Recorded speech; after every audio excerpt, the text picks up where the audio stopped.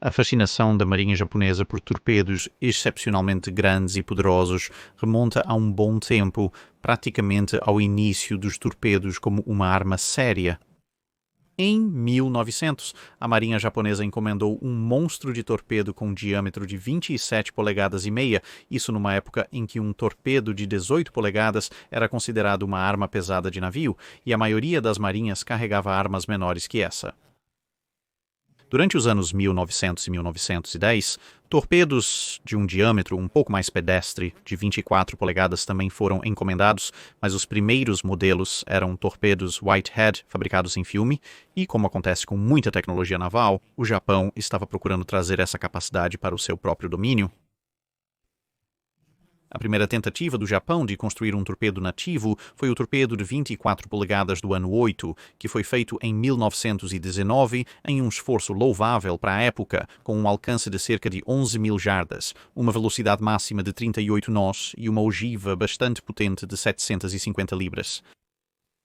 Eles também começaram a trabalhar em um torpedo elétrico de 21 polegadas de diâmetro para uso em seus submarinos, começando no início dos anos 1920. O motivo de toda essa inovação foi que os efeitos dos torpedos nas últimas décadas em vários navios em uma série de conflitos, combinados com o conhecimento de que seus principais rivais no mar quase certamente os superariam em número, levaram a marinha japonesa a buscar várias maneiras de nivelar o campo de jogo, por assim dizer, e o torpedo parecia ser uma de suas melhores esperanças. Para esse fim, eles não só continuariam com o desenvolvimento de torpedos em geral, mas também realizariam a maior variedade de exercícios de torpedo com fogo real no período entre guerras, gastando navios de guerra antigos a uma taxa bastante prodigiosa para tentar determinar a melhor maneira de atacar um navio com torpedos. A arma do ano 8 foi seguida, no final da década de 1920, pelo tipo 90. Este tinha uma ogiva um pouco maior, um alcance um pouco menor, mas aumentou sua velocidade máxima para 46 nós. Agora, eles passariam para a próxima etapa de desenvolvimento. De volta aos anos de 1910, a marinha japonesa havia brevemente considerado operar um torpedo com uma mistura de combustível enriquecida com oxigênio. As vantagens de mais oxigênio eram óbvias. Os torpedos não elétricos precisavam queimar combustível para acionar seu motor, e os torpedos elétricos simplesmente não tinham a potência ou a velocidade para ir tão longe ou tão rápido quanto a marinha japonesa precisava. Claro, estando debaixo d'água, um torpedo não tem acesso ao ar livre e, portanto, o combustível só queimará enquanto o oxigênio dentro do torpedo durar. A maioria dos torpedos resolve esse problema fornecendo ao motor ar comprimido, mas isso apresenta alguns problemas, pois o ar comum contém apenas 21% de oxigênio, o que significa que 79% do referido ar comprimido é inútil e simplesmente será liberado como um gás quente junto com quaisquer produtos de combustão da queima do combustível. Isso então levaria a uma trilha de bolhas, que eram uma clara indicação da presença de um torpedo, e a limitação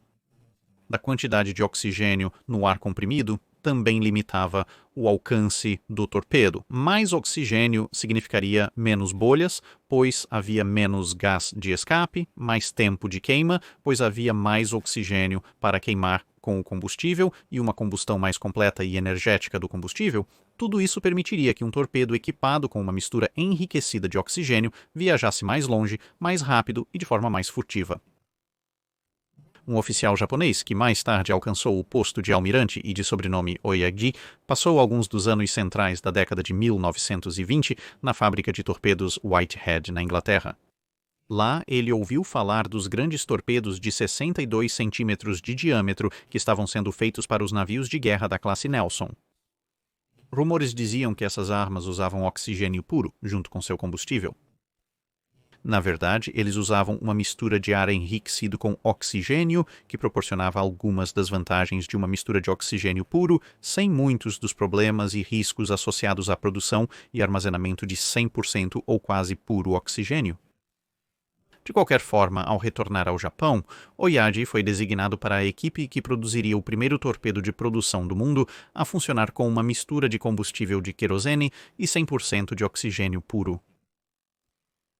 Havia tantos perigos que a equipe teve que superar. Na época, a produção de oxigênio dependia de um processo criogênico que deixava tudo ao seu redor extremamente frio e frágil, e assim acidentes podiam e aconteciam. E se altas concentrações de oxigênio vazassem, geralmente se descobria da pior maneira que o oxigênio adora reagir com qualquer coisa que possa alcançar suas moléculas. No caso do torpedo, o contato entre o oxigênio e os lubrificantes dos mecanismos poderia causar uma explosão imediata, mesmo que os lubrificantes fossem completamente estáticos e neutros no ar normal. E descobriu-se que se você simplesmente despejasse oxigênio puro e querosene na câmara de combustão, o torpedo viajaria a uma velocidade bastante alta, instantaneamente, em todas as direções ao mesmo tempo, desmontando-se e a qualquer pessoa próxima com considerável entusiasmo. Explicando que esse era um comportamento totalmente inaceitável para um torpedo que foi projetado para castigar os inimigos do imperador, não costumava dar muito certo, já que eles ainda não haviam inventado o espírito da máquina, e em qualquer caso, descobrir qual parte do torpedo você deveria conversar ou possivelmente raspar da parede era um tanto difícil, uma vez que ele havia decidido lançar uma busca de várias centenas de metros no reino dos honoráveis ancestrais. Havia também a questão menor do torpedo ser algo como um risco à segurança caso fosse atingido ou danificado enquanto ainda estivesse a bordo do navio-mãe em combate, supondo que ele não decidisse detonar por algum motivo aleatório, como um vazamento de oxigênio. O problema do combustível se misturando com o oxigênio foi pelo menos resolvido, introduzindo uma pequena garrafa de ar comprimido. Isso faria o motor funcionar de uma maneira um pouco mais convencional e, uma vez que a reação e o motor estivessem funcionando suavemente, a alimentação seria transferida para o tanque principal de oxigênio. Depois de muito trabalho, no ano de 2593, o torpedo estava pronto e foi assim denominado torpedo tipo 93. No mundo ocidental, isso correspondia ao ano um pouco menos futurista de 1933. Para manter o segredo mesmo entre a maioria das tripulações a bordo do navio que o utilizaria, o tanque de oxigênio foi simplesmente nomeado como tanque de ar secundário, com o tanque inicial sendo rotulado como primeiro tanque de ar. Isso, pelo menos, era verdade. Essa combinação significava que o motor funcionaria suavemente com uma potência constante de 520 cavalos, ou cerca de tanto quanto um carro esportivo de alto padrão, ou alguns dos carros esportivos mais comuns. Isso era mais do que o dobro da potência dos torpedos britânicos da classe Nelson e ainda mais de 50% maior do que a fornecida por outras armas, muito mais novas, que outros países estavam desenvolvendo. Isso daria à arma uma velocidade máxima de 49 nós. Isso era relativamente rápido para um torpedo da época, mas não muito mais rápido do que alguns outros. Mas ao contrário dessas armas que podiam manter altas velocidades na casa dos 40 nós em rajadas curtas, o tipo 93 ainda era um pouco mais rápido do que eles. Poderia continuar avançando até 22 mil jardas.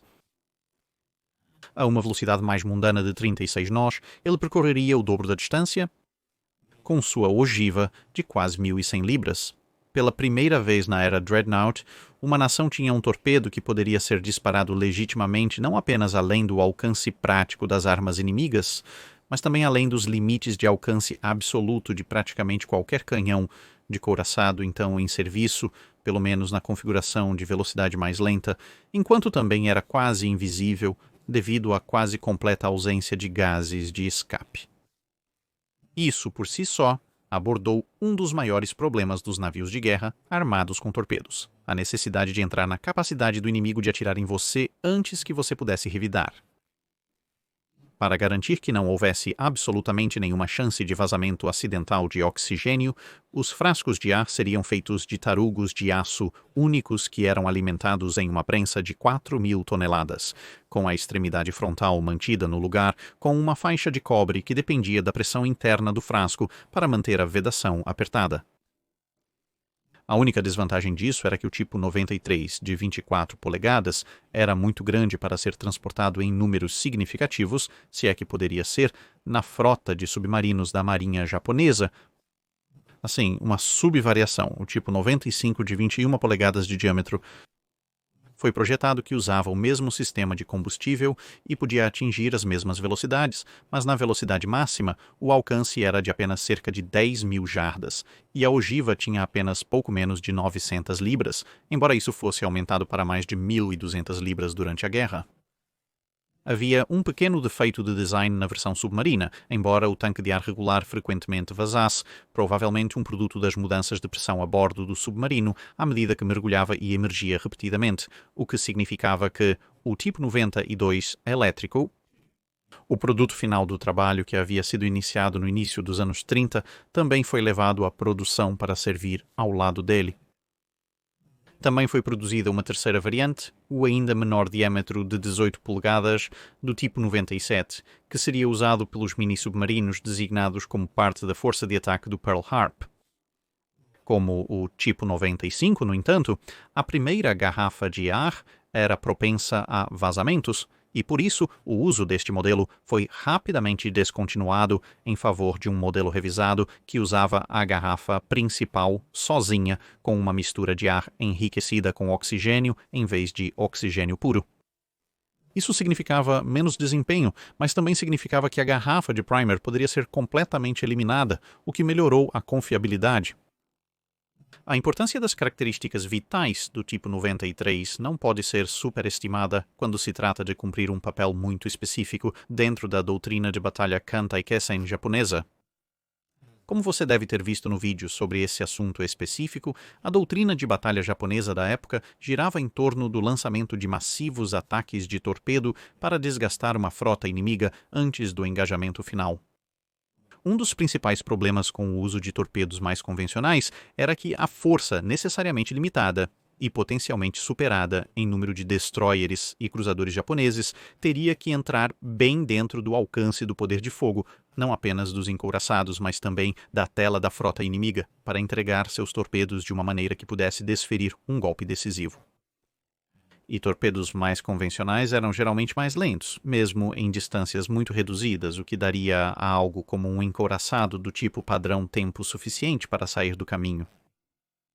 Com o tipo 93, e especialmente considerando que muitas táticas de batalha japonesas dependiam de um ataque noturno, era totalmente possível lançar um ataque de torpedo de longo alcance com dezenas, se não centenas, de torpedos a uma distância onde, na era anterior ao radar, o inimigo talvez nem mesmo tivesse chegando.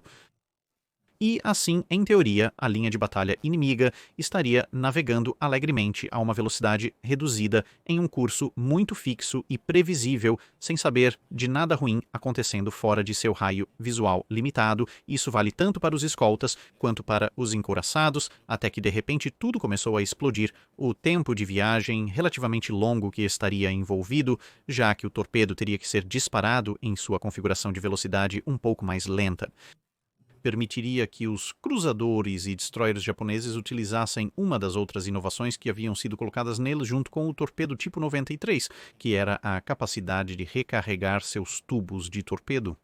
Agora, concedido, qualquer navio tecnicamente tem a capacidade de recarregar seus tubos de torpedo neste período, embora seja um processo muito longo, complicado e perigoso, mas os navios japoneses foram especificamente projetados para isso, então não apenas eles tinham uma área específica para carregar torpedos de recarga, eles também tinham sistemas específicos projetados para, relativamente falando, recarregar rapidamente seus tubos de torpedo. Então, tendo despachado sua onda de torpedos de longo alcance e esperançosamente explodido grandes partes na tela da frota inimiga ou na própria frota inimiga, ou idealmente ambos, os navios japoneses seriam capazes de se aproximar no meio da confusão e do caos e lançar uma segunda onda de torpedos, presumivelmente na configuração de velocidade muito mais alta a uma distância um pouco mais próxima, a fim de acabar com navios danificados e incapacitados e colocar ainda mais navios em perigo desesperado, ou diretamente no fundo. O fato de que esses torpedos também poderiam ser lançados além do alcance de praticamente qualquer outro torpedo tornaria muito provável que o inimigo pudesse perder esses lançamentos em particular, especialmente se os destroyers e cruzadores japoneses, que provavelmente teriam sido avistados neste ponto, também estivessem disparando com seus canhões principais.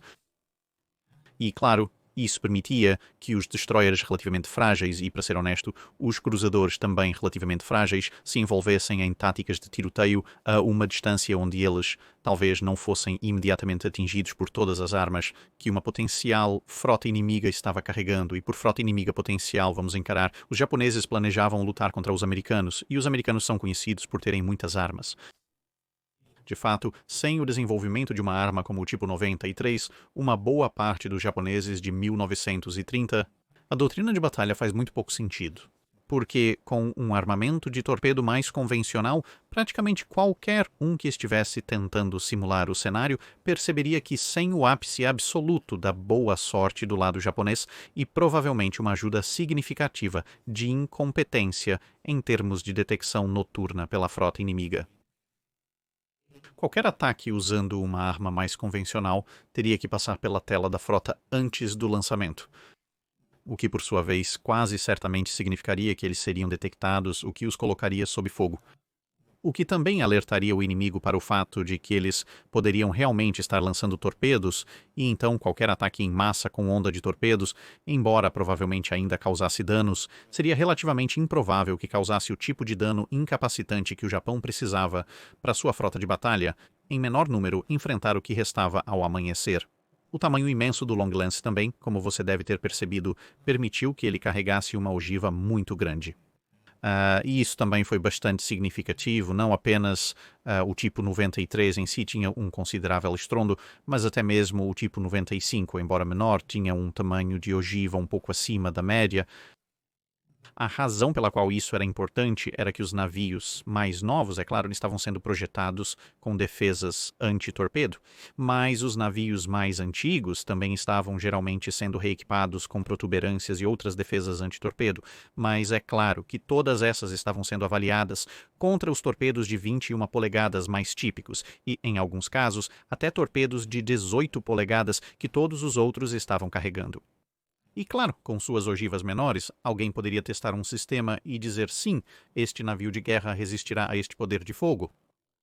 E de fato resistiria. É uma pena que esse torpedo não era o torpedo que seu inimigo iria disparar contra você se seu inimigo fosse a marinha japonesa e se uma ogiva pudesse sobrecarregar o sistema de defesa de torpedos de um navio, então um navio poderia afundar de maneira perturbadoramente rápida. A razão pela qual muitos navios de guerra da Segunda Guerra Mundial, não todos, mas muitos, sobreviveriam a um ataque de torpedo ou talvez levassem muito tempo para afundar, era porque seus sistemas de defesa de torpedos absorviam totalmente ou geralmente parcialmente uma boa parte da energia da detonação do torpedo.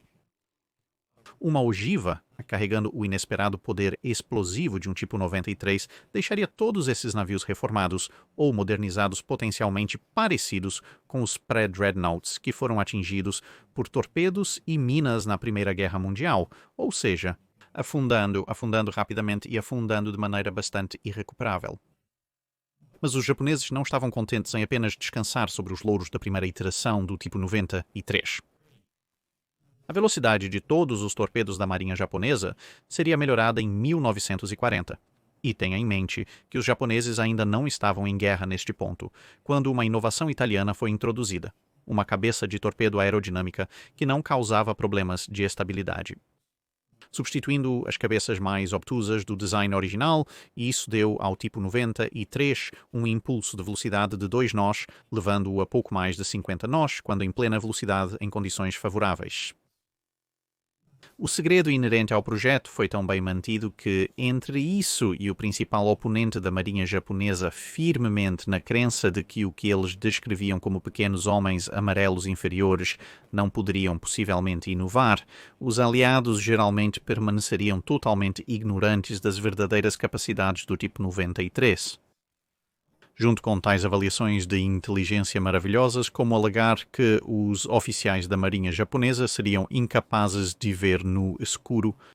por conta de seus olhos estreitos, quando os Estados Unidos da América foram realmente fornecidos com as especificações completas de um torpedo tipo 93 em 1940, juntamente com as mudanças na doutrina de batalha. que a marinha japonesa havia empreendido como resultado de tê-lo, essa organização sempre útil, o Bureau de Ordenanças, declarou oficialmente que todo o documento tinha que ser um documento falso.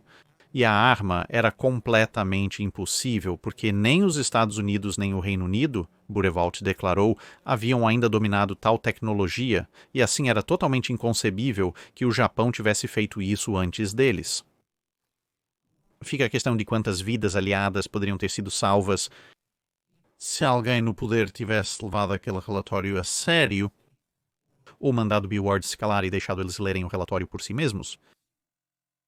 Mas como estava, as várias potências aliadas foram para a guerra, acreditando que o tipo 93 era um torpedo um tanto rápido, mas de alcance um tanto curto comparado às suas próprias armas. E então, quando as primeiras batalhas navais estouraram, os navios aliados navegavam constantemente em linha reta para obter uma melhor solução de artilharia, confiantes em estar fora do alcance de qualquer coisa, exceto os projéteis inimigos. Isso eliminou o único problema com o longo alcance do tipo 93 não guiado, a saber, a necessidade de o inimigo não mudar de curso. Quando combinado com o fato de que a maioria dos navios da marinha japonesa carregava recargas, como era previsto no Kantai-Kessen, os cruzadores e destroyers japoneses ficavam mais do que felizes em disparar seus torpedos a cerca de 20 mil jardas e então começavam a recarregar caso fosse necessário um disparo de acompanhamento a uma distância mais próxima. Como resultado, durante a curta série de batalhas que acabou com o comando American, British, Dutch, Australian, os cruzadores Java, De Ruyter, Exeter, Perth e Houston, bem como o destroyer Courtenay Tenair, foram atingidos por torpedos do tipo 93 e, na maioria dos casos, afundaram diretamente como resultado. A grande ogiva tinha um efeito devastador capaz de superar praticamente qualquer sistema de defesa contra torpedos que encontrava nesses navios de pequeno e médio porte. Sem absolutamente nenhuma ideia do que aconteceu, os aliados atribuíram as perdas a minas ou até mesmo a submarinos japoneses que, de alguma forma, estavam cooperando com os navios de superfície japoneses e que, de alguma forma, conseguiram se aproximar sem serem observados durante a ação. Ironicamente, uma façanha de coordenação em trabalho de submarinos de frota que os japoneses desesperadamente queriam alcançar, mas em comum com todas as marinhas desde o desenvolvimento da classe K e as tentativas alemãs de emboscar a grande frota emergindo para a Batalha de Jutland, na verdade falharam completamente e continuariam a falhar durante a maior parte da guerra. Conforme a guerra progredia, o tipo 93 continuaria a ser responsável por, ou ajudar na, destruição de mais 6 cruzadores, 10 destroyers e um porta-aviões, o Hornet. Mesmo em confrontos onde seu enorme alcance não era tão útil, a alta velocidade, a falta de esteira e a ogiva maior ainda eram uma combinação letal. Embora na época, o tipo 93 se tornaria a estrela central do mais espetacular fogo amigo da guerra, quando o cruzador Mugabe disparou uma salva de 6 tipo 93 no cruzador United States Ship Houston. Errou, mas com seu longo alcance, seus torpedos seguiram alegremente e explodiram 4 transportes amigáveis e um varredor de minas. Sim, não foi um dia tão bom. Havia também alguns outros problemas que estavam aparecendo no inventário da marinha japonesa. Tanto o próprio torpedo quanto a maneira como ele era usado estavam causando problemas.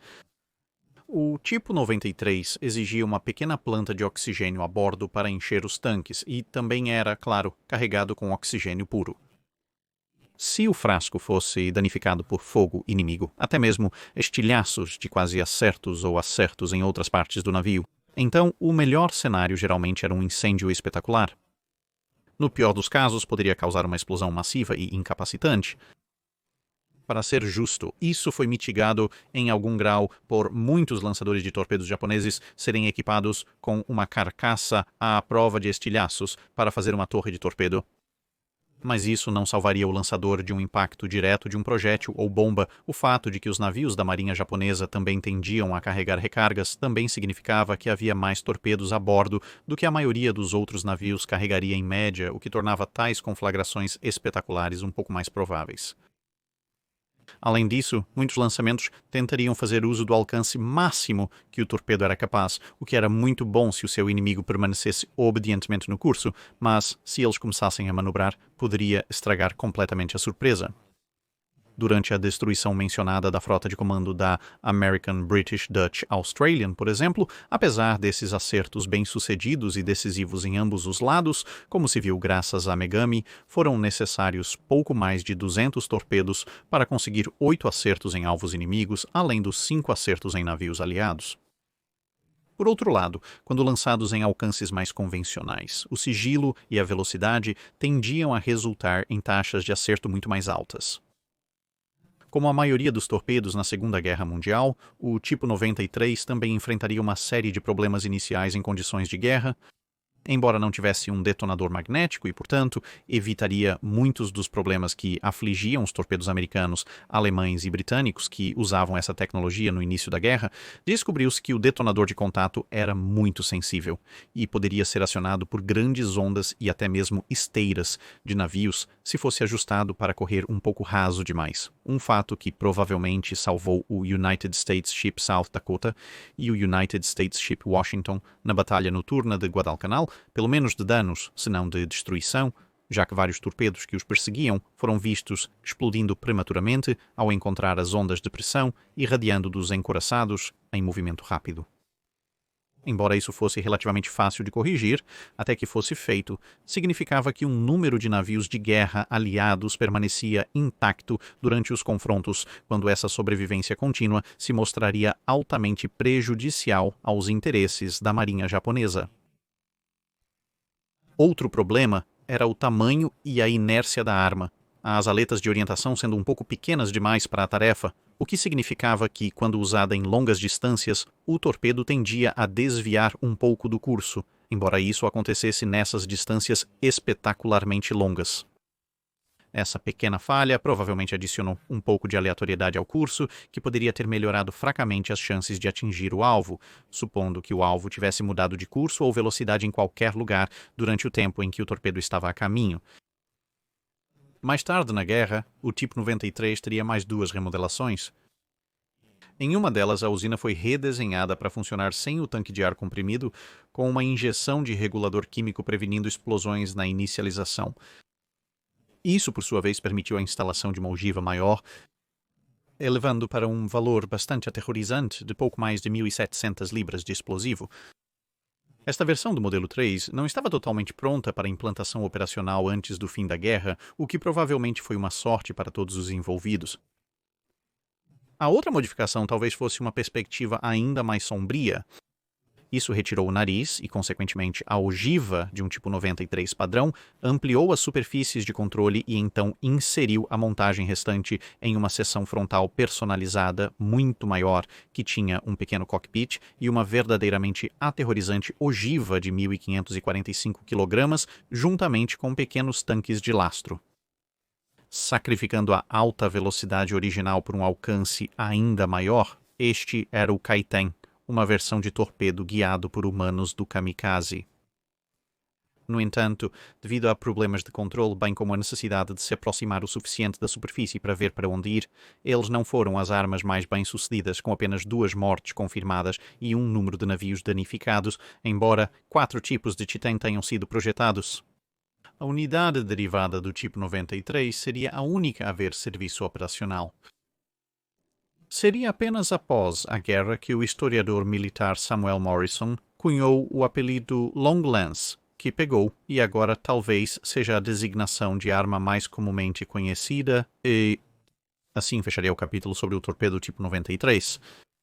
O fim da guerra trouxe uma análise técnica completa de todos os dados restantes e alguns torpedos restantes, que resultariam em um extenso relatório escrito por pessoal da Marinha dos Estados Unidos da América, que faz uma leitura bastante esclarecedora com algumas das ideias que ele inaugurou, alimentando o design de futuros torpedos que serviriam à causa aliada durante o período da Guerra Fria.